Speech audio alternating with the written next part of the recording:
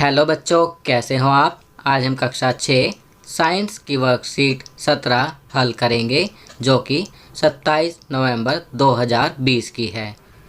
आज की आपकी वर्कशीट प्रकाश, छाया और परावर्तन के बारे में है। बच्चों, प्रकाश मतलब लाइट, छाया मतलब शैडो और परावर्तन मतलब रिफ्लेक्शन। तो चलिए आज की वर्कशीट में हम इन सब के बारे में जानेंगे। प्रकाश से छाया बनती है। एक अंधेरे कमरे में टॉर्च जलाएं और टॉर्च के सामने अपना हाथ लाने पर आप टॉर्च के सामने दीवार पर बने अपने हाथ की छाया देखेंगे। आप अंधेरे में छाया नहीं देख सकते। छाया बनाने के लिए आपको प्रकाश के स्रोत की आवश्यकता होती है। जब प्रकाश का मार्ग किसी वस्तु द्वारा बाधित या अवरुद्ध होता है तो वस्तु के पीछे के क्षेत्र में अंधेरा रहता है, क्योंकि प्रकाश उस क्षेत्र तक नहीं पहुंचता है। ऐसा इसलिए है क्योंकि प्रकाश एक सीधी रेखा में चलता है। वस्तु के द्वारा प्रकाश का एक हिस्सा अवरुद्ध होने पर छाया का निर्माण होता है। छाया की आकृति, आकार और प्रकृति निम्नलिखित पर निर्भर करती है। ए, कोण जिस पर प्रकाश वस्तु पर पड़ता है। बी, वस्तु और स्रोत का आकार। सी, वस्तु और प्रकाश स्रोत के बीच की दूरी। डी, पर्दे और वस्तु के बीच की दूरी। कोण जिस पर प्रकाश वस्तु पर पड़ता है।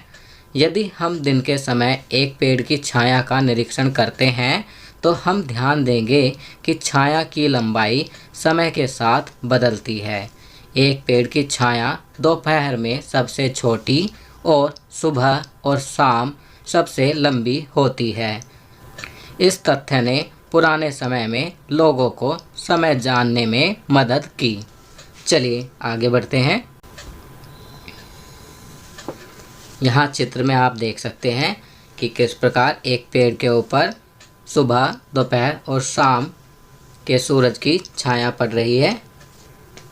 तो आप देखेंगे कि सुबह के वक्त लंबी छाया, दोपहर को छोटी छाया और शाम को भी लंबी छाया होती है। सोचिए, एक टॉर्च तारे के आकार के कार्ड पर चमकती है और कार्ड के पीछे रखे पर्दे पर एक छाया बनाती है। यदि टॉर्च को कार्ड से दूर ले जाया जाता है तो छाया के आकार में क्या परिवर्तन होगा।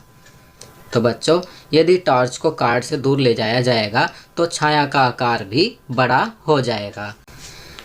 अब हम यहाँ पढ़ते हैं, हम एक दीवार या जमीन या किसी भी सतह पर एक छाया देख सकते हैं जो एक पर्दे के रूप में काम कर सकती है। अपारदर्शी वस्तुएं पारभासी वस्तुओं की तुलना में अधिक गहरी छाया उत्पन्न करती हैं। जिनमें से प्रकाश आर पार नहीं हो पाता, उनकी छाया गहरी होती है। एक अपारदर्शी वस्तु प्रकाश को पूरी तरह से रोक देती है, जबकि एक पारभासी वस्तु प्रकाश को आंशिक रूप से वहां से गुजरने देती है।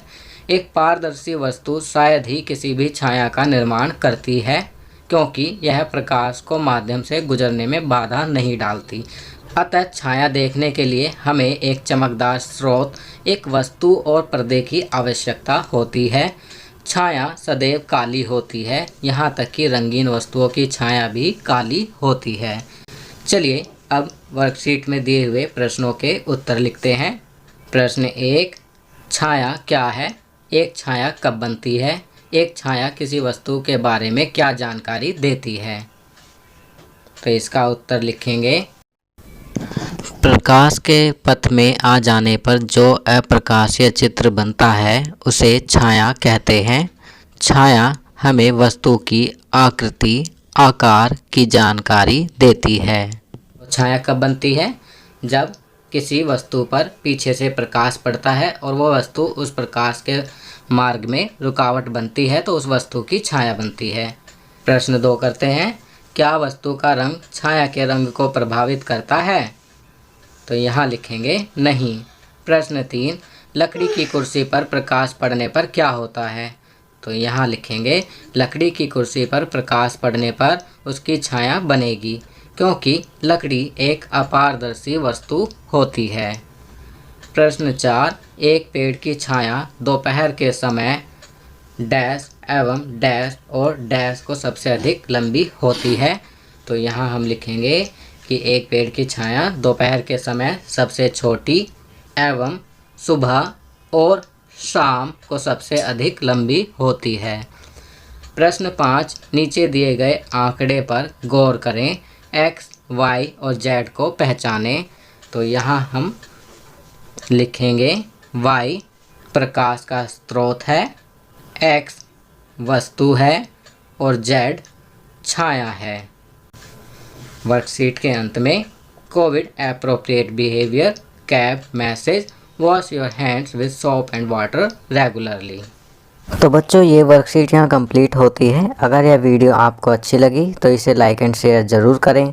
अन्य विषयों पर बने हमारे लेटेस्ट वीडियोस को देखने के लिए चैनल को सब्सक्राइब करना ना भूलें और देखते रहिए हमारा channel knowledge kingdom. Thank you.